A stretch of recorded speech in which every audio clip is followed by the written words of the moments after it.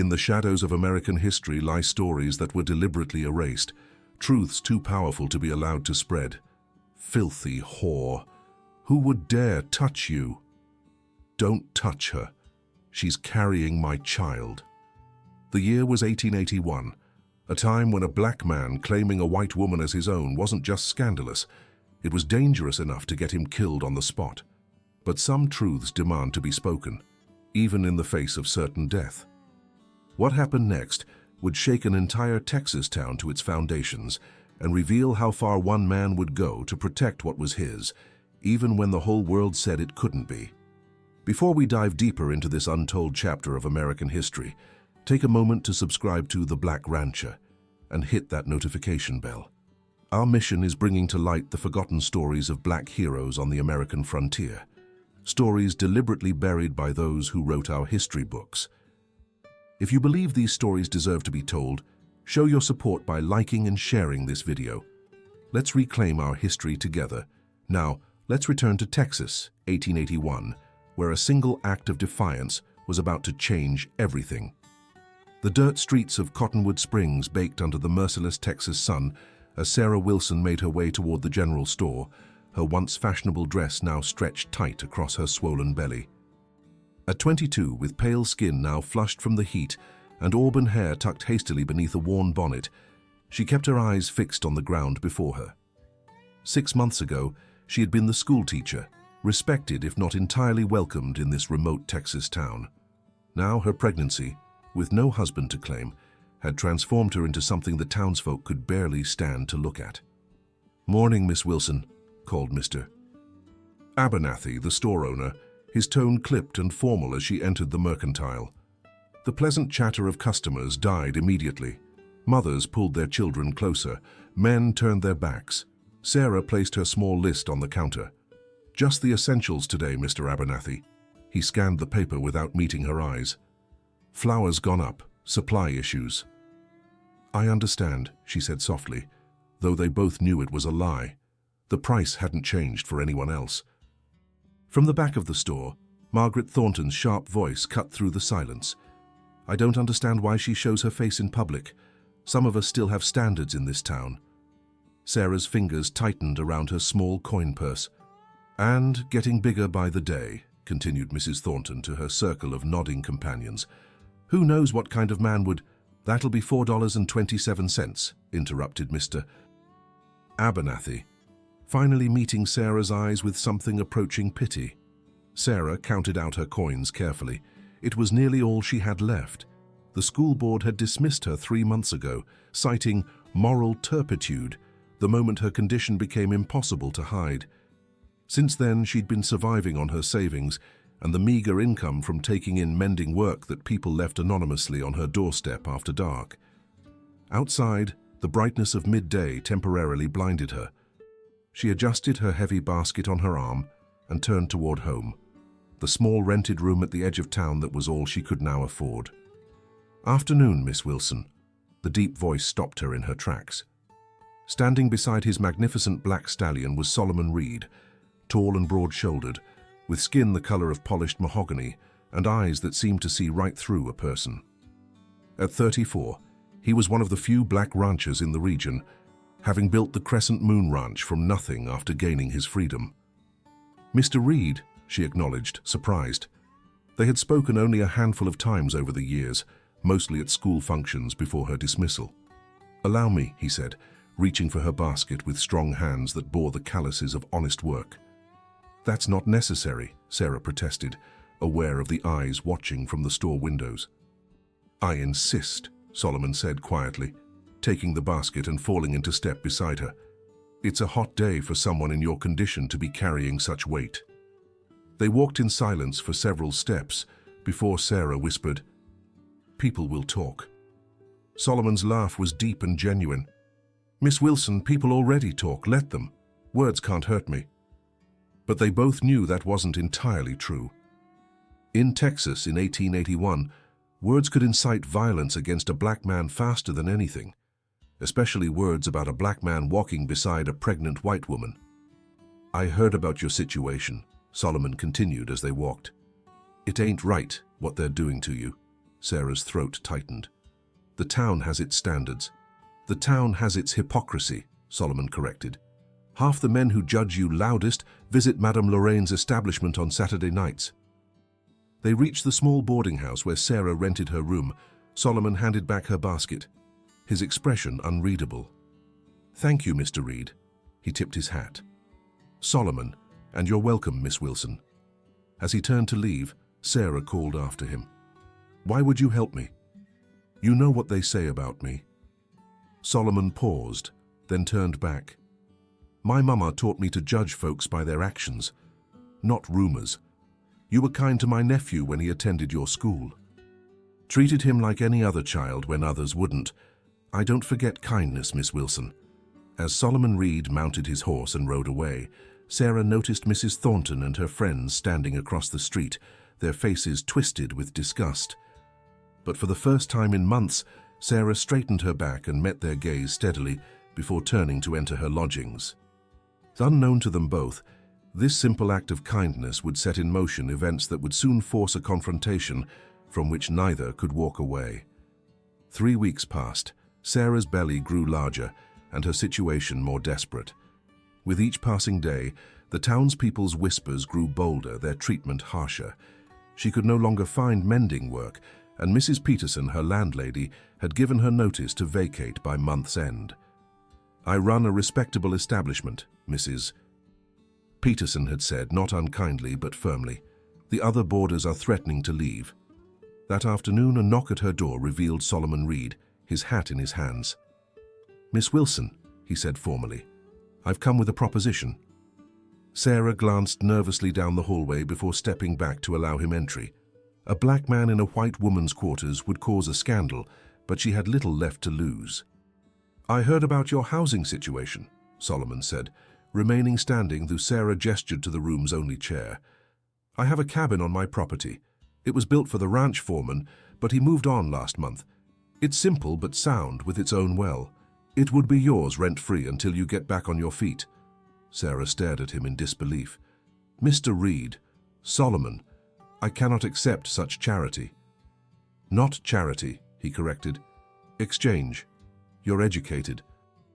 My sister's children, my niece and nephew, they need schooling. The town school won't take them. You could teach them 3 days a week. Whatever you think appropriate." Sarah sank onto the edge of her bed. "You don't understand what you're offering. My reputation would taint yours. People would talk." Solomon's laugh held no humor. "Miss Wilson, my very existence in these parts is an affront to some folks. I've built my ranch, my livelihood, with people talking every step of the way." "Why would you do this?"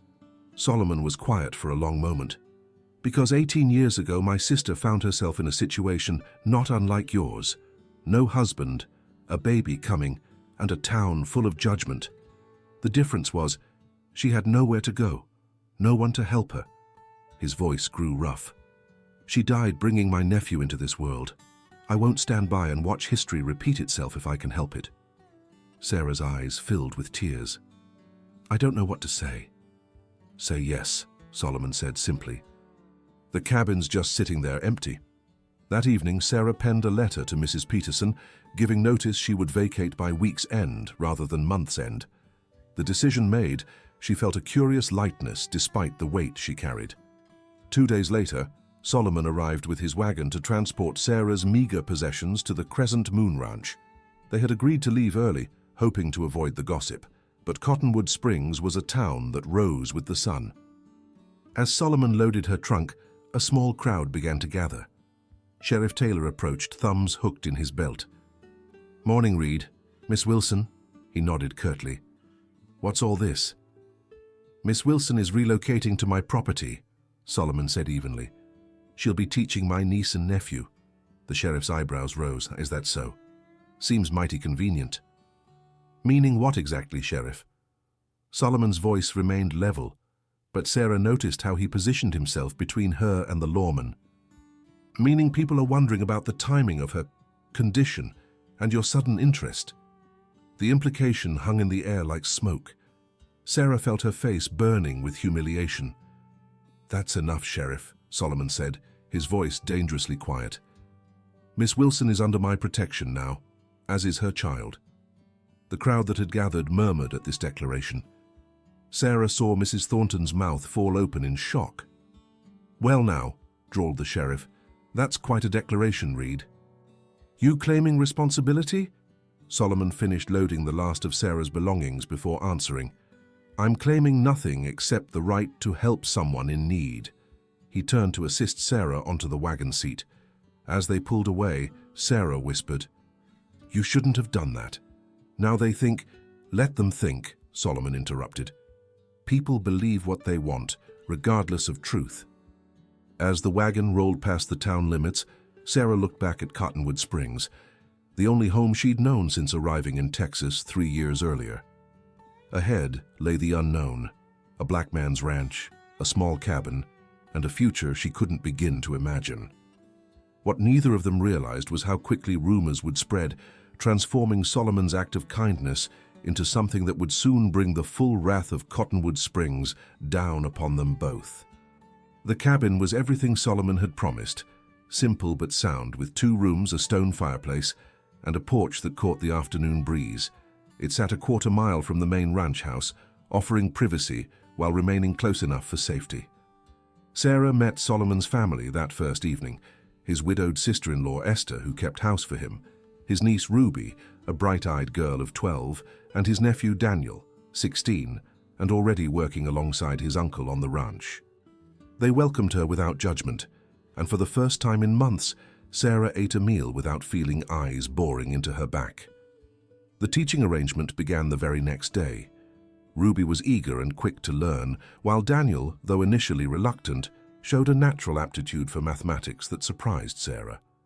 In their small lessons in the main house's kitchen, Sarah rediscovered the joy of teaching that Cottonwood Springs had stolen from her. 2 weeks passed in relative peace. Then Solomon returned from town with supplies and a grim expression. "We had visitors at the boundary of the north pasture today," Solomon told Sarah that evening as they sat on her porch watching the sunset. It had become their habit to share the day's events as darkness fell. 3 riders. They didn't cross onto my land, just watched our men working." Sarah's hands stilled over her mending. "From town?" Solomon nodded. "Thornton's son and 2 others, just watching, sending a message." Jacob Thornton was the town banker's son, entitled, arrogant, and known for his quick temper. His presence at the ranch boundary was no accident. "This is because of me," Sarah said softly. "The rumors have started." "They started the moment we loaded your trunk," Solomon corrected. "But they're getting worse. In town today, conversation stopped when I walked into the mercantile. That hasn't happened in years." Fear tightened around Sarah's heart. "What are they saying?" Solomon was quiet for a long moment. "That I'm the father of your child. That we've been involved since before you started showing. That's why I took you in." Sarah closed her eyes in dismay. "I've brought this on you. I should leave." "And go where?" Solomon asked reasonably. "Back to town, where they've already condemned you?" "No, Miss Wilson. You're staying right here where I can ensure you and your baby remain safe." "But what about you? Your ranch, your family?" Solomon's laugh held no humor. "Do you think this is the first time white folks have tried to intimidate me? I built this ranch from nothing, bought the land fair and square when nobody thought I could. I've faced down cattle thieves and drought and everything else Texas could throw at me. I'm not about to be run off by rumors." But they both knew rumors in 1881. Texas could be deadly, especially rumors about a black man and a white woman. The next day, Solomon's foreman discovered one of their fence lines cut in 3 places. The day after that, Daniel found a dead calf with its throat slit left at the entrance to their main grazing pasture. When Solomon rode out to investigate, shots were fired over his head from the distant tree line, not meant to hit him but to warn him. "You should go to the sheriff," Sarah insisted that evening. Solomon's expression was grim. "Sheriff Taylor made it clear whose side he's on when we left town. Besides, without proof of who's doing this..." A week later, Ruby came running back from collecting eggs, tears streaming down her face. "Uncle Sol, they wrote things on the barn." The crude words painted on the weathered wood made Solomon's jaw clench and Sarah's face burn with shame. Negro lover, and worse phrases that couldn't be repeated in decent company. That night, Solomon doubled the watch on the ranch and moved Daniel into the main house to help stand guard. Sarah lay awake in her cabin, one hand on her swollen belly, listening to every sound in the darkness, knowing she had brought this danger to people who had shown her nothing but kindness. The next morning, Sarah made her decision. She would return to town, face whatever awaited her there, and remove the threat from Solomon and his family. She was packing her few belongings when Solomon's wagon pulled up outside. "Don't bother," he said from the doorway, seeing her half-packed trunk. "I know what you're thinking, and the answer is no." "I can't let you and your family suffer for my mistake," Sarah insisted. Solomon studied her for a long moment. "Is that how you see your child? As a mistake?" Sarah's hand moved protectively to her belly. "No, never. But..." "Then it's settled," Solomon interrupted. "You're staying." "I've sent word to my lawyer in Austin. He's coming next week to help us sort this out legally." But legal remedies would prove too slow. That afternoon, a rider from town delivered a message, not to the main house, but directly to Sarah's cabin. The note was unsigned but clear. "Return to town tomorrow for public apology and placement in proper home for women of your condition, or Reed's ranch burns, midnight deadline." Sarah's hands trembled as she read the words. She knew what proper home meant. The Magdalene house in San Antonio, where unmarried pregnant women were sent to deliver their babies, which were then given to proper families. The women themselves were kept as laundry workers, effectively indentured servants to repay their debt to society. She showed the note to Solomon, whose expression darkened with each word. "I have to go," she whispered. "They'll destroy everything you've built." Solomon shook his head. "You're not going anywhere." "This ends tomorrow, but not the way they think." "What do you mean?" Solomon's eyes met hers with a determination that sent a shiver down her spine. "I mean I'm tired of hiding and waiting for them to make the next move. Tomorrow, we're going to town." "That's madness," Sarah protested. "They could lynch you." "They could try," Solomon agreed grimly. "But I won't live in fear on my own land, and I won't let you be sent away to some glorified prison for the crime of having a child. Tomorrow we take a stand." As night fell across the Crescent Moon Ranch, Solomon gathered his workers, freedmen like himself, who had built new lives after slavery.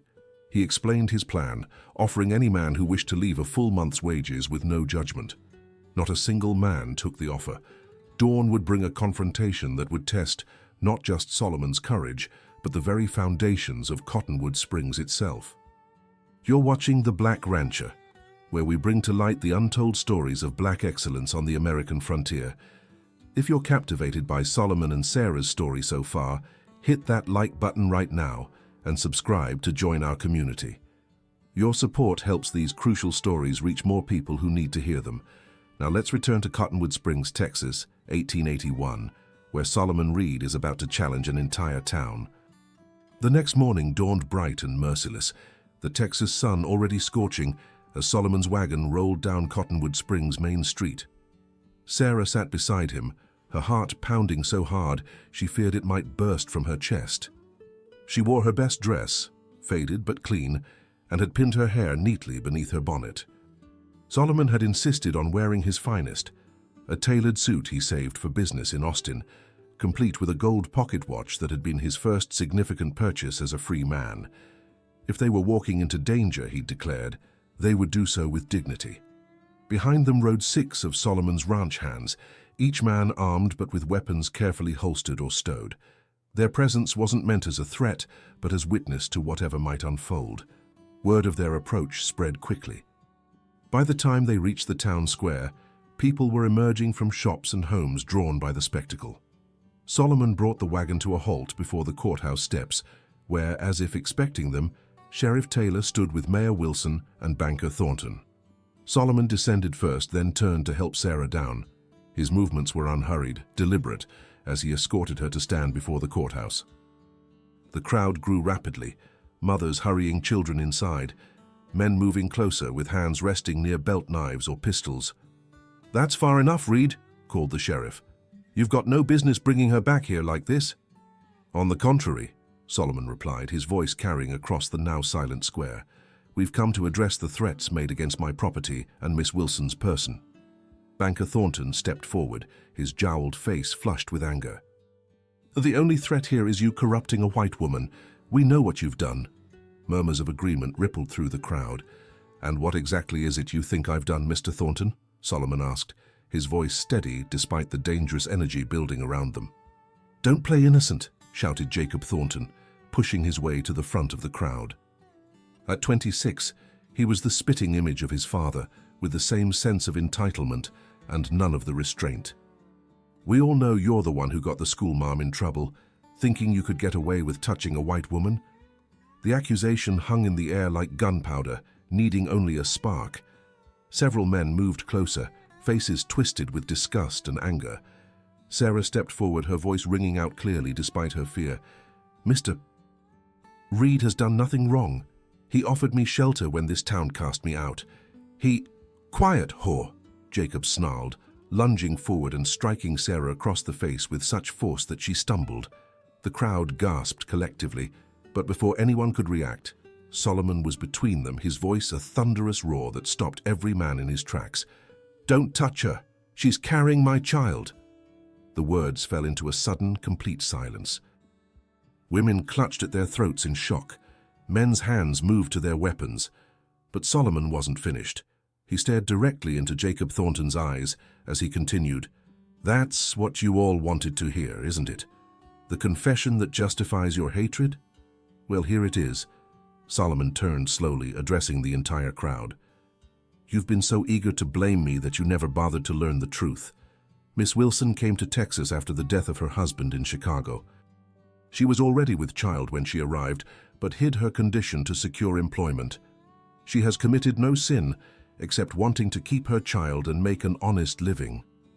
Sarah stared at Solomon in shock. This wasn't the plan they had discussed. He was meant to simply deny the accusations, not create a new fiction that placed him at the center of the scandal. Sheriff Taylor's hand moved to his gun. "You're admitting to relations with Miss Wilson?" Solomon's gaze was unwavering. "I'm admitting to offering protection to a woman who needed it. Call it what you will." "Hang him!" someone shouted from the back of the crowd. The cry was taken up by others, the mood darkening rapidly. "Enough!" came a new voice, cutting through the growing chaos. The crowd parted as Dr. Samuel Harrison, the town's physician for 30 years, walked deliberately toward them. Though in his 60s, he stood straight as a pine, commanding respect from even the angriest members of the mob. "If you're going to condemn a man, at least have the decency to know the facts first," the doctor said sharply. He turned to Sarah. "Miss Wilson, I apologize for this public discussion, but it seems necessary. When did your husband pass away?" Sarah hesitated, glancing at Solomon, who gave an imperceptible nod. "Last November, sir. Pneumonia." "And you were how far along when you came to our town in December?"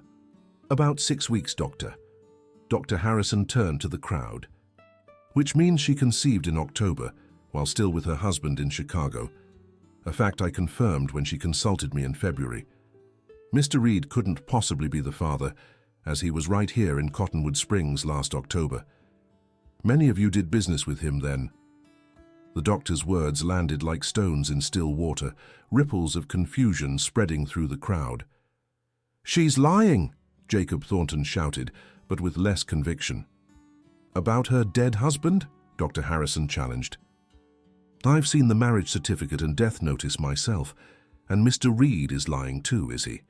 Claiming paternity of a child that isn't his. For what possible reason?" The question hung in the air, unanswerable. Solomon stepped forward again. "I claim this child as mine because in this town, a white woman alone with a child is treated as a pariah, while a black man claiming a white woman is treated as a criminal worthy of lynching. I wanted to show you the ugliness of your own prejudice, that you would rather believe the worst of both of us than accept a simple act of human kindness." He turned to face the leaders of the town directly. "Miss Wilson will continue to live on my property and teach my family's children. She will raise her child in peace, And if any man here has a problem with that, he can address it to me directly, not through cut fences, dead livestock, or threatening notes. Sheriff Taylor looked uncomfortable, caught between the town's anger and the undeniable logic of Dr. Harrison's words. "Reed, you can't just what, Sheriff? Offer shelter to a widow? Protect a mother and her unborn child? Which law exactly am I breaking?" The sheriff had no answer. For a long, tense moment, it seemed violence might still erupt. Then Esther Reed pushed through the crowd, leading Ruby and Daniel. She positioned herself beside her brother-in-law, her chin lifted in defiance. "Miss Wilson has been nothing but a blessing to our family," Esther declared loudly. "She's teaching my children things they'd never learn otherwise, because your school wouldn't take them. She's a good woman who deserves your respect, not your scorn." Ruby stepped forward, her young voice clear and determined. "She's teaching me to be a teacher someday, like her." One by one, Solomon's ranch hands dismounted and formed a protective semicircle around Sarah, Solomon, and his family, a silent declaration that violence would be met with resistance. Mrs. Peterson, Sarah's former landlady, unexpectedly spoke up. "I always thought Miss Wilson was a decent sort. Never gave me any trouble." It wasn't much, but in that moment, it was enough to further diffuse the tension. Mayor Wilson, who had remained silent throughout, finally cleared his throat. Perhaps we've been hasty in our judgments. Dr. Harrison's word has always been good in this town." Banker Thornton sputtered in protest, but the mayor continued, "If Miss Wilson was indeed widowed and with child before arriving here, then we've done her a disservice. And if Mr. Reed has offered her legitimate employment and lodging during her time of need, well, that's between them." He turned to Solomon. "But understand this, Reed. This town will be watching. Any impropriety will not occur," Solomon finished firmly. "Miss Wilson is under my protection, not my possession. There's a difference that this town would do well to learn." With remarkable dignity, Solomon offered his arm to Sarah. "I believe we've said what needed saying, Miss Wilson. Shall we return home?" Trembling but determined, Sarah placed her hand on his arm. Together they walked back to the wagon through the now subdued crowd, followed by Esther, the children, and the ranch hands. As they prepared to depart, Jacob Thornton made one final desperate attempt to salvage his pride. "This isn't over, Reed," he called. "No matter what the doctor says, we know what's really going on." Solomon turned on the wagon seat, his gaze finding not Jacob, but his father. "Mr. Thornton, you might want to remind your son that the crescent moon shares water rights with your north pasture. It would be a shame if a dispute between us affected your cattle's access to Long Creek." The banker blanched at the implied threat to his livelihood, grabbing his son's arm and pulling him back sharply. "That's enough, Jacob. Let them go." As the wagon rolled out of Cottonwood Springs, Sarah found herself breathing freely for the first time in months. "Why did you do that?" she asked quietly so the others couldn't hear. "Why claim my child as yours when you knew the danger?" Solomon's eyes remained fixed on the road ahead. "Because sometimes a lie told in service of a greater truth is no sin at all. They needed to see their own hypocrisy reflected back at them. They could have killed you." "They could have tried," Solomon corrected. "But I've found that most men, when faced with true resolve, back down rather quickly." His expression softened slightly. "Besides, your child deserves to come into this world surrounded by people who will love and protect them, not shunned by a town too small-minded to see past appearances." As the Crescent Moon Ranch came into view on the horizon, Sarah placed her hand over Solomon's weathered one where it held the reins. "Thank you," she said simply. Solomon nodded, a faint smile touching his lips. "We have a saying, found family is sometimes stronger than blood. You and your child are part of our family now, Miss Wilson, and the Reeds protect their own." Summer gave way to autumn. The threats against the crescent moon gradually subsided as Cottonwood Springs found other matters to occupy its attention, a drought threatening crops, a railroad spur being negotiated, the usual dramas of small-town life. Sarah's belly grew larger, and with it, an unexpected peace settled over her. The cabin became a home, Brightened by curtains, Esther helped her sew and furniture Solomon's men crafted in the evenings. Her lessons with Ruby and Daniel expanded to include 2 other children from neighboring ranches, families who respected Solomon enough to ignore the lingering rumors. Solomon himself remained a constant, if somewhat reserved, presence. Each evening, he would stop by the cabin to check on her needs and share news of the ranch. These moments on her porch as sunset painted the Texas sky became the anchors of Sarah's days. In late October, when the first cool winds hinted at winter's approach, Sarah went into labor. Esther sent Daniel riding for Dr. Harrison while she and Ruby prepared the cabin. Solomon paced outside like an expectant father, his usual composure shattered by Sarah's cries. When Dr. Harrison arrived, he found the formidable rancher looking more terrified than he had when facing down an angry mob. "She'll be fine," the doctor assured him, clapping his shoulder before entering the cabin. "Strong woman, that one."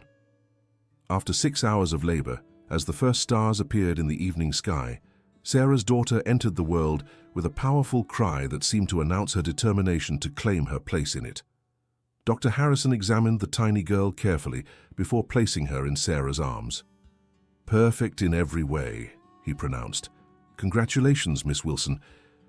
Through tears of exhaustion and joy, Sarah gazed down at her daughter's face, pink and perfect, with a tuft of dark hair and her father's cleft chin. "Hello, Elizabeth," she whispered, using the name she had chosen months before to honor her late husband. Later, when Esther and Ruby had helped clean and settle both mother and child, Dr. Harrison allowed Solomon a brief visit. The big man entered almost timidly, his hat in his hands, stopping a respectful distance from the bed. "Miss Wilson," he began formally, then his voice softened. "Sarah, how are you?" "Tired but well," she replied, shifting slightly to reveal the sleeping infant. "Would you like to meet Elizabeth?" Solomon approached cautiously, bending to examine the tiny face. "She's beautiful," he said softly. "Like her mother." Sarah felt warmth spread through her chest at his words. "Would you like to hold her?" Solomon looked startled, then uncertain. My hands are too large." "Nonsense," Sarah insisted, gently transferring the swaddled bundle to his arms. Solomon cradled Elizabeth with surprising tenderness, his weathered face transformed by wonder as the infant reflexively grasped his finger. "She's strong," he observed, his voice rough with emotion. "Like the people who protected her," Sarah replied meaningfully. When Solomon finally tore his gaze from the baby to meet Sarah's eyes, something unspoken passed between them. An understanding, a possibility, a future neither had imagined months earlier. Dr. Harrison cleared his throat from the doorway. "I hate to interrupt, but Miss Wilson needs rest." As Solomon carefully returned Elizabeth to her mother's arms, the doctor added, "I'll need to register the birth in town tomorrow." "Father's name?" Sarah hesitated, then answered firmly, "Edward Wilson, my late husband." The doctor nodded. "And the child's full name?" Sarah took a deep breath. "Elizabeth Esther Wilson Reed." Solomon's head snapped up in surprise. "Reed?" the doctor repeated, raising an eyebrow. "Yes," Sarah confirmed, "to honor the family who took us in when we had nowhere else to go. The family who stood against an entire town to protect us." Dr. Harrison smiled knowingly. "I see. Well, that's a fine name for a child born on the frontier. She'll carry it proudly, I'm sure." After the doctor left, Solomon remained beside Sarah's bed, his expression unreadable. "You didn't have to do that," he said finally. "I wanted to," Sarah replied simply.